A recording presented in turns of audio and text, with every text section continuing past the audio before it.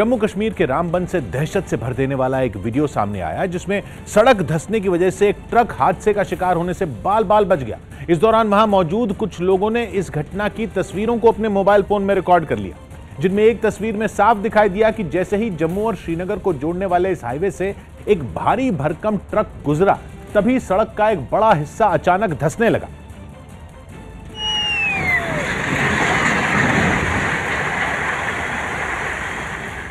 इस घटना की वजह से वहां दहशत फैल गई, क्योंकि जिस जगह सड़क धंसी वहां से कुछ ही कदमों की दूरी पर ट्रक खड़ा रहा। डर यह लगने लगा कि कहीं वो हादसे का शिकार ना हो जाए। हालांकि बाद में किसी तरह ट्रक वहां से सुरक्षित आगे निकल गया, जिससे लोगों ने राहत की सांस ली। लेकिन सड़क धंसने की वजह से जम्मू श्रीनगर हाईवे पर गाड़ियों की आवाजाही पूरी तरह से ठप हो गई। थोड़ी ही देर में सड़क के दोनों तरफ ट्रकों और दूसरी गाड़ियों की लंबी कतारें लग गई। सौ बात की एक बात यह कि जम्मू कश्मीर में पिछले 2 हफ्ते बारिश और बर्फबारी होती रही। वहां सड़क और दूसरे निर्माण कार्यों की वजह से पहाड़ पर जो हलचल कई दशक से चल रही है, उससे जगह जगह पहाड़ खोखले हो गए। पहाड़ की मिट्टी बर्फ के बोझ या बारिश की मार झेल नहीं पाती और जमीन धसकने लगती। हम में जो भी लोग इन चीजों को देख चुके हैं और इन दिनों पहाड़ी इलाकों की तरफ जा रहे हैं या जो वहीं रहते हैं, उनको ऐसे हादसों के लिए तैयार रहना चाहिए। रामबन की ये घटना हमारे लिए चेतावनी की तरह है कि पहाड़ पर मिट्टी सिर्फ बारिश के मौसम में नहीं खिसकती, सर्दियों की बारिश भी ऐसी आफत के लिए काफी है। किसान आंदोलन के मसले पर सुनवाई के दौरान सुप्रीम कोर्ट ने बेहद सख्त रुख अपनाया। न्यूज़ 18 के एहतशाम खान की रिपोर्ट है कि मुख्य न्यायाधीश एस.ए. बोबडे ने कहा कि सरकार किसानों से बातचीत कर समस्या को नहीं सुलझा पाई, इसलिए एक कमेटी का गठन होगा जो दोनों पक्षों से बातचीत कर बीच का रास्ता निकालेगी, जिसके लिए सुप्रीम कोर्ट ने दोनों पक्षों से नाम मांगे। इससे पहले सुप्रीम कोर्ट ने किसान आंदोलन पर सरकार के विवाद निपटाने के तरीके पर नाराजगी जताई और सरकार से तीखे सवाल पूछे। कोर्ट ने साफ कर दिया कि वो कृषि सुधार कानूनों के लागू होने पर रोक लगाना चाहती है। हालांकि केंद्र कानूनों पर रोक लगाए जाने के हक में नहीं है, तो वहीं किसानों के प्रदर्शन में महिलाओं और बुजुर्गों के शामिल होने पर भी कोर्ट ने नाराजगी जताई और किसानों के वकीलों को जिम्मेदारी दी कि वो किसान नेताओं से बात करें और अदालत को भरोसा दिलाएं कि अगर कानूनों के लागू होने पर रोक लगा दी जाती है तो प्रदर्शन को कहीं और शिफ्ट किया जाएगा। लंबे समय से नाराज बताए जा रहे कोलकाता के पूर्व मेयर और बीजेपी नेता शोभन चटर्जी को आखिरकार मना लिया गया, जिसके बाद वो पार्टी की रैली में शामिल हुए। बताया गया कि शोभन की नाराजगी की वजह उनकी करीबी मानी जाने वाली वैशाखी बंद्योपाध्याय है। खबर है कि वो इस बात पर नाराज थे कि वैशाखी को बीजेपी में तरजीह नहीं दी जा रही, लेकिन काफी मान मनोबल के बाद उनकी नाराजगी दूर हो गई और शोभन चटर्जी ने कोलकाता में वैशाखी बंद्योपाध्याय के साथ रोड शो किया। रोड शो में दोनों ही नेताओं ने पूरे जोश के साथ हिस्सा लिया। शोभन चटर्जी की बीजेपी की रैलियों से दूरी बनाने की बड़ी वजह मानी जाने वाली वैशाखी ने भी उत्साह के साथ उनका साथ दिया। वो और शोभन दोनों गाड़ी पर सवार होकर लोगों के बीच पहुंचे और वैशाखी ने हाथ जोड़कर लोगों का अभिवादन किया। दौर के बाद पूर्व मेयर कोलकाता के शोभन चटर्जी अपनी महिला मित्र वैशाखी के साथ आज कोलकाता में रैली कर रहे हैं।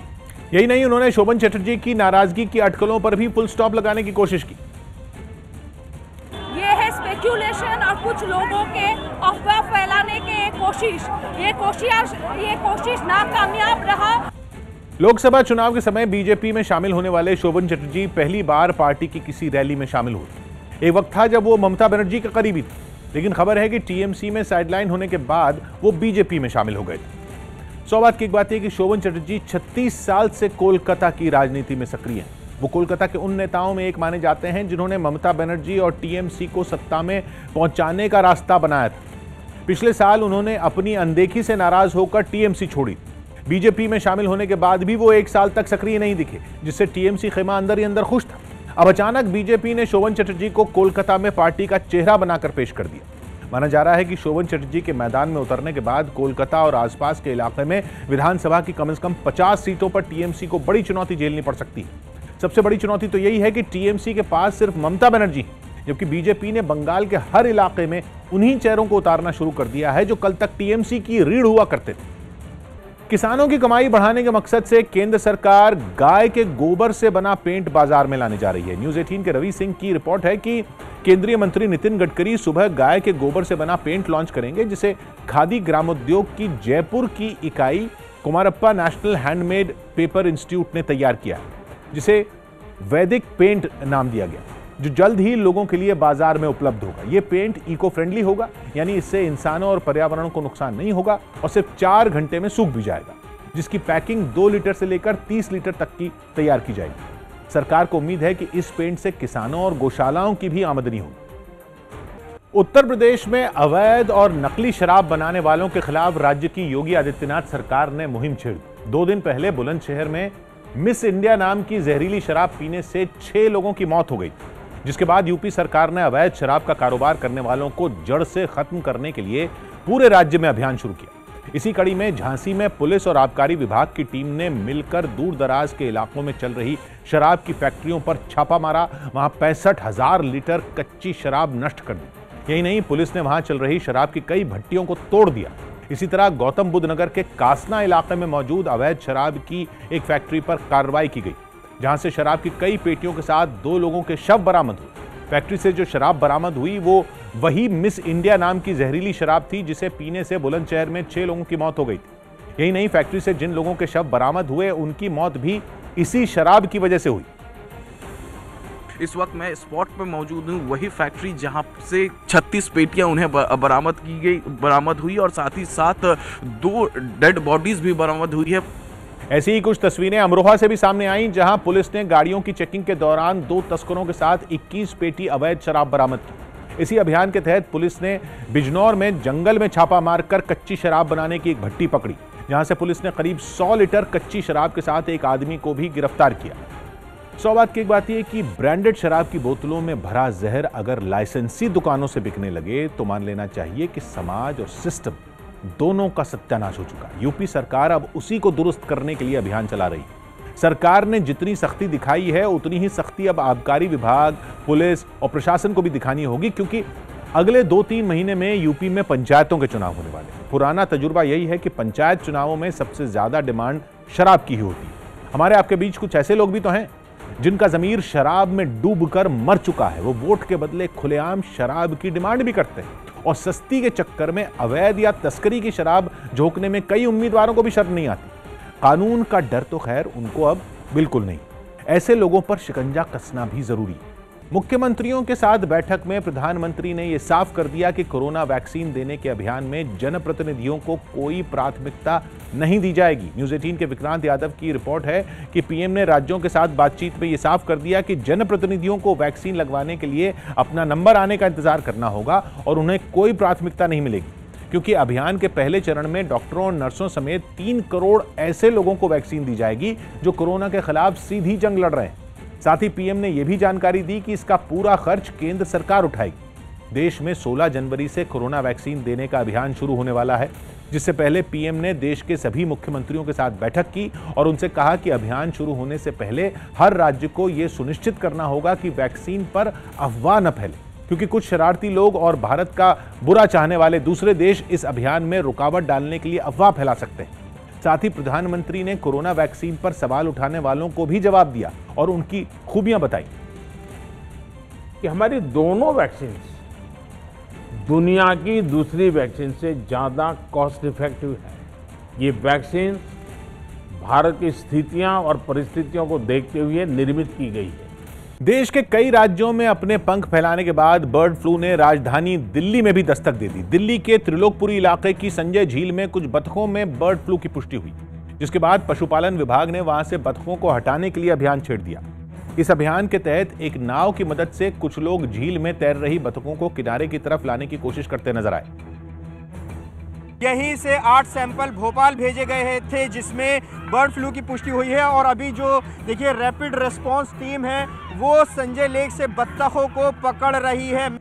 बताया गया कि संजय झील में बर्ड फ्लू की पुष्टि होने के बाद वहां की सभी बतखों को मारने का अभियान चलाया गया, लेकिन जिन लोगों को बतखों को पकड़ने का काम दिया गया वो इस बात से अनजान नजर आए। हमें सर ये कहा गया है आप बतख पकड़ के लाओ, अच्छा, फिर हम इनका ट्रीटमेंट करेंगे। झील के पास के पार्क में एक खुदाई करने वाली मशीन भी गड्ढे खोदती नजर आई। बताया गया कि ये गड्ढे बतखों को दबाने के लिए खोदे गए ताकि बर्ड फ्लू को फैलने से रोका जा सके। जितने भी यहाँ पर बत्तख हैं उनको पकड़ा जाएगा और उसके बाद उन्हें खत्म किया जाएगा। बर्ड फ्लू की पुष्टि होते ही दिल्ली की गाजीपुर मंडी को भी बंद कर दिया गया, जहां हर रोज दूसरे राज्यों से हजारों मुर्गे मुर्गियां बिक्री के लिए लाए जाते हैं। बर्ड फ्लू देश के कई राज्यों में फैल चुका है और उससे निपटने के लिए जरूरी कदम भी उठाए जा रहे हैं। अब तक महाराष्ट्र, राजस्थान और यूपी समेत देश के 10 राज्यों में बर्ड फ्लू की पुष्टि हो चुकी है। राजस्थान में बर्ड फ्लू का कहर बहुत तेजी से फैल रहा है। उसके 13 जिले इसकी चपेट में आ चुके हैं। महाराष्ट्र के परभणी में 800 मुर्गियों की मौत बर्ड फ्लू की वजह से होने की खबर भी सामने आई है। इसके अलावा हिमाचल, केरल, हरियाणा, गुजरात और उत्तराखंड में भी बर्ड फ्लू की पुष्टि हो चुकी है। सौभाग्य की एक बात यह कि दिल्ली समेत 1/3 भारत अब बर्ड फ्लू की चपेट में आ चुका है। हालात ठीक नहीं है। राहत की बात सिर्फ इतनी है कि अब तक देश में कहीं भी कोई आदमी, कोई व्यक्ति बड़े बर्ड फ्लू की चपेट में नहीं आया है। अभी इसे सरकार या विश्व स्वास्थ्य संगठन ने महामारी भी घोषित नहीं किया है। सरकारें जिस तरह से हरकत में आई हैं, उससे उम्मीद है कि हालात बिगड़ नहीं पाएंगे। बर्ड फ्लू की आशंका पहले से थी। सितंबर-अक्टूबर में ही रूस के साइबेरिया, पूर्वी यूरोप और वियतनाम जैसे देशों में बर्ड फ्लू फैलने लगा था। सर्दियों के मौसम में साइबेरिया और दूसरे ठंडी इलाकों में बहुत से पक्षी वहां से भारत आते हैं। आशंका जताई जा रही है कि उन्हीं प्रवासी पक्षियों के साथ बर्ड फ्लू का वायरस भी आ गया। इसे चाहकर भी रोका नहीं जा सकता था, क्योंकि प्रवासी पक्षियों पर पहरा लगाने का तरीका पूरी दुनिया के पास किसी के पास नहीं। केंद्र सरकार ने कृषि सुधार कानूनों को जल्दबाजी में लागू करने की बात से साफ इनकार कर दिया। न्यूज़ 18 के एहतशाम खान की रिपोर्ट है कि किसान आंदोलन पर सुप्रीम कोर्ट के कल आने वाले फैसले से पहले केंद्र सरकार ने एक हलफनामा दाखिल किया, जिसमें सरकार ने कृषि सुधार कानूनों को जल्दबाजी में नहीं बल्कि सोच समझकर लागू करने की दलील दी। सरकार ने आरोप लगाया कि कुछ लोग कृषि सुधार कानूनों पर अफवाहें और गलतफहमियां पैदा कर रहे हैं। हलफनामे में सरकार ने यह भी बताया कि बातचीत के दौरान किसान नेताओं का रवैया ठीक नहीं था और वो बात करने के बजाय सिर्फ कृषि सुधार कानूनों को वापस लेने की मांग पर अड़े रहे, जबकि सरकार की तरफ से उनसे बात करने की पूरी कोशिश की गई। हैदराबाद में एक MIM नेता की हत्या करने वाले 3 लोगों को पुलिस ने गिरफ्तार कर लिया। मोहम्मद खलील नाम के MIM नेता को हैदराबाद में सरेआम कुछ लोगों ने मौत के घाट उतार दिया था, जिसका खौफनाक वीडियो भी सड़क से गुजर रहे कुछ लोगों ने मोबाइल में रिकॉर्ड कर लिया था। वीडियो में 3 लोग मोहम्मद खलील को बुरी तरह पीटते नजर आए थे। अधमरी हालत में जमीन पर पड़े खलील पर भी हत्यारों ने ईंटें बरसानी बंद नहीं की थी।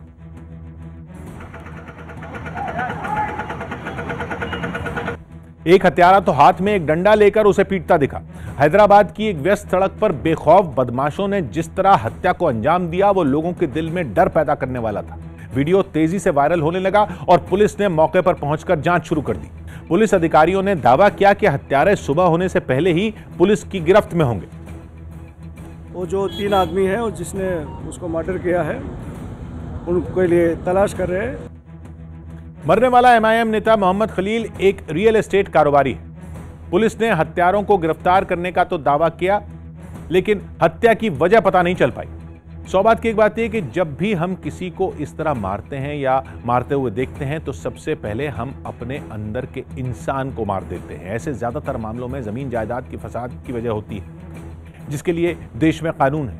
हमारा जो हक है उसे हम कानूनी तरीके से भी हासिल कर सकते हैं। अपने हाथ खून से रंगकर हम यही दिखाते हैं कि हमारे और जंगली जानवरों में कोई फर्क नहीं है। जैसे जंगल में कोई जानवर अपने हिस्से के शिकार पर दूसरे जानवर को देखकर पागल हो जाता है, अगर हम भी वैसा ही करने लगे तो समाज और सिस्टम की जरूरत ही क्या है। ऐसी घटनाओं को रोकने के लिए जरूरी है कि अपराधियों के मन में कानून का डर पैदा किया जाए, ताकि उनका अंजाम देखकर दूसरों के मन का जानवर जिंदा होने से डरे। कोरोना महामारी के बीच पूरी दुनिया में भारत में बनी वैक्सीन की भारी डिमांड है। न्यूज़ 18.com की रिपोर्ट है कि देश में कोरोना की 2 वैक्सीन को इस्तेमाल की इजाजत मिलने के साथ ही पूरी दुनिया की निगाहें भारत पर टिक गई हैं। मतलब यह कि दुनिया के कई देश भारत में बनी कोरोना वैक्सीन मंगवाना चाहते हैं। मोरक्को, सऊदी अरब, ब्राजील, म्यांमार और दक्षिण अफ्रीका जैसे कई देशों ने भारत से वैक्सीन की मांग की है। ब्राजील के राष्ट्रपति ने तो PM नरेंद्र मोदी को चिट्ठी लिखकर भारत बायोटेक की वैक्सीन की 20 लाख डोज फौरन देने की अपील की। हालांकि भारत ने बांग्लादेश, भूटान, नेपाल, श्रीलंका और अफगानिस्तान जैसे पड़ोसी देशों को तरजीह देने का फैसला लिया है। यही नहीं, भारत में बनी कोरोना की वैक्सीन की चीन ने भी जमकर तारीफ की। कुछ रोज पहले ही भारत ने सीरम इंस्टीट्यूट की वैक्सीन कोविशील्ड और भारत बायोटेक की कोवैक्सीन को इस्तेमाल की मंजूरी दे दी। देश में बर्ड फ्लू के खतरे के बीच जानकारों ने दावा किया कि अगर सही तापमान पर चिकन को अच्छे तरीके से पकाया जाए तो उसे खाने में किसी भी तरह का खतरा नहीं होता। बहस इस बात की थी कि इन हालात में चिकन खाना चाहिए या नहीं। बर्ड फ्लू का सबसे ज्यादा असर चिकन और अंडों के कारोबार पर ही पड़ा है। ऐसे में बर्ड फ्लू की दहशत ने कई लोगों के खाने की थाली से चिकन गायब कर दिया। दिल्ली के जो रेस्टोरेंट चिकन की अलग अलग डिश के लिए मशहूर हैं, उनके कारोबार पर भी बर्ड फ्लू का जबरदस्त असर पड़ा।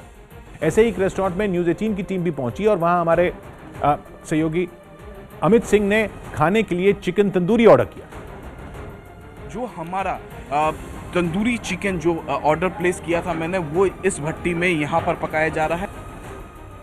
रेस्टोरेंट के कर्मचारियों ने दावा किया कि 15 मिनट तक तंदूर में पकाने के बाद चिकन बिल्कुल भी कच्चा नहीं रहता।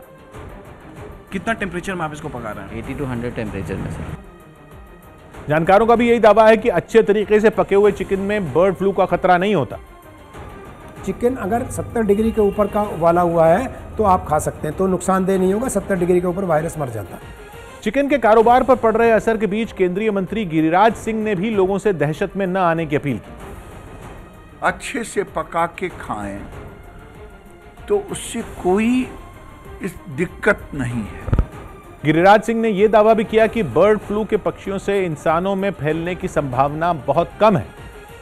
सौभाग्य की एक बात है कि देश में जब भी बर्ड फ्लू की दहशत फैलती है तब सबसे पहले मुर्गे और अंडों के कारोबार करने वालों के ही पसीने छूटते हैं। सरकार तो बर्ड फ्लू के लक्षण देखने के बाद मुर्गियों को मारने का आदेश देती है, लेकिन पोल्ट्री उद्योग पर कहर बरपाने के लिए बर्ड फ्लू की पुष्टि होना भी जरूरी नहीं। उसके लिए तो हमारे मन में पैदा हुई आशंका ही काफी, जिसे बढ़ाने के लिए सोशल मीडिया के अफवाहबाज हमेशा तैयार रहते हैं। बर्ड फ्लू के बारे में एक बात जान लीजिए कि ये बीते 1.5 दशक से हमारे बीच है।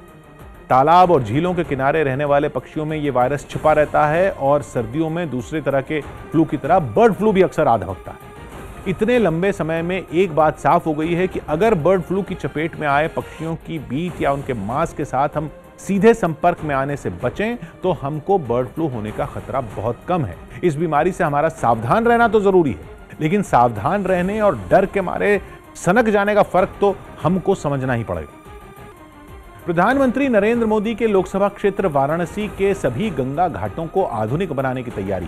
न्यूज़ 18 के रवि पांडे की रिपोर्ट है कि स्मार्ट सिटी प्रोजेक्ट के तहत वाराणसी के सभी 84 गंगा घाटों पर QR कोड लगाने की तैयारी है, जिसे स्कैन करते ही उन घाटों की पूरी जानकारी पर्यटक के मोबाइल पर आ जाएंगी और बड़ी ही आसानी से पर्यटक उस घाट के इतिहास के बारे में जान पाएगा। इस योजना के शुरू होने से पर्यटकों को जानकारी के लिए इधर उधर भटकना भी नहीं पड़ेगा।